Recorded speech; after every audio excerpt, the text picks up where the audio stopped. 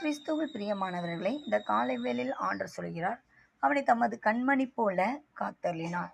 இந்த மாதத்துல ஆண்டவர் உங்களை பாதுகாக்கிற ஒரு தேவனா இருக்கிறார்.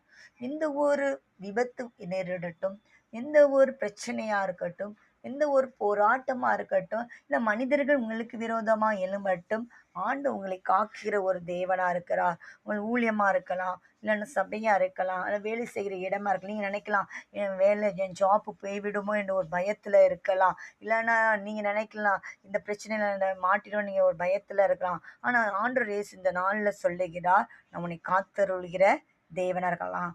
எல்லாருக்கும் வேலை போகலாம், ஆனா உனக்கு என்ன செய்யாது? வேலை போகாது. எல்லாருக்கும் பலவீனம் வரலாம், ஆனா உனக்கு என்ன செய்யாது? பலவீனம் வராது.